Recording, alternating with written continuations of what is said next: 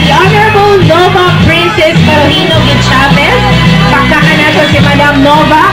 And for the information everyone, ako kayo katabang si Nova sa pagpahuman sa atong kapilya sa San Vicente Ferrer sa atong patron. Pakpakan nato atong first Chancellor, Honorable Nova Princess Paulino Chavez. And of course, we would like to acknowledge our First Lady of the City, Mozamis, na Madam Susan Paulino.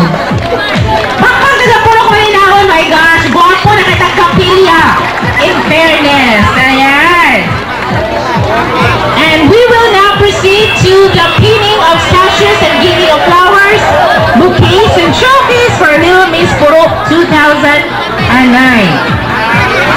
For our fourth princess, we would like to call in Mr. and Mrs. Tumango to pin the sash, to give the flowers and the bouquets, and of course, to give also the trophies.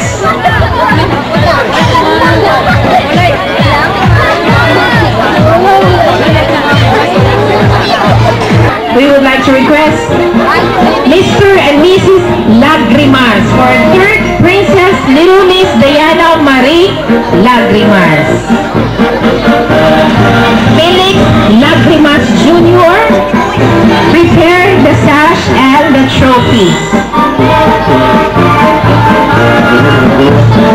This will be shown at Ronda Balita for Phil Products Channel 6 and MBNN Channel 13. Of course, we would like to thank Nunoy Nano for the coverage. Makita po nato nga ito ang live telecast at the YouTube para ugma. Just click or search Ozami City. Sure ka, no? Ozami City ra? Okay. Ozami City yung i-click or i-search sa YouTube o makita ninyo live ang coverage. Dili kay live. Makita ninyo recorded na coverage ito ang coronation karong gabi una. And on Monday, that would be 8 o'clock in the evening at Ronda Balita, Phil Products Channel 6 and Channel 13 MBNN plugging. Okay. Thank you very much, Mr. and Mrs. Lagrimas. For our second princess to pin the sash, give the bouquet and give the trophies, we would like to call in Mr. and Mrs. Irab for Little Princess Charlotte Irab.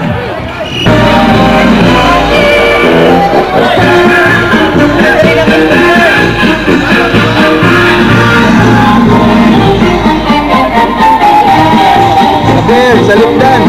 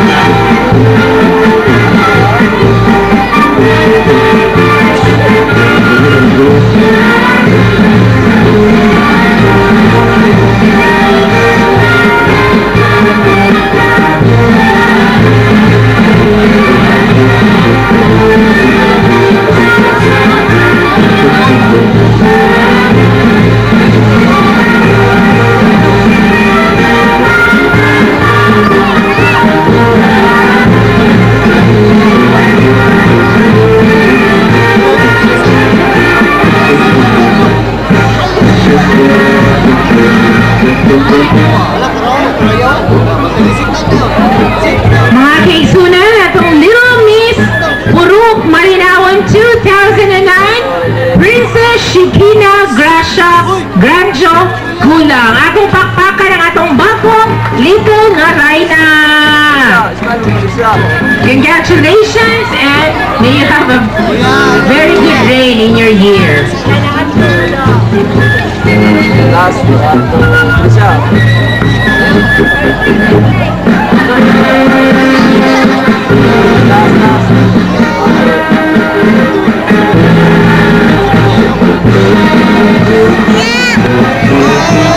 Of course, thank you very much, the Honorable Princess Nova Princess Parohino Chavez for first council. Thank you very much, ma'am. We would like also to inform everybody na we have generated 26,000 plus sa atuang kita sa atuang kaning kandidata karong tuiga. And most of these proceeds wala nagiuli sa ato mga parents kay ilang itabang og pagpahuman sa atuang kapilya karon sa San Vicente Perez. Atong pakpakan ang mga ginikanan sa atuang kandidata karong gabiuna. Wala na lang nila gibawi ang ilahang share kay ilang itabang para mahuman atong kapilya. Congratulations and may all God bless you for that very good endeavor. And of course, the Honorable Nova Princess, thank you very much, Councilor, for helping them get new chapel.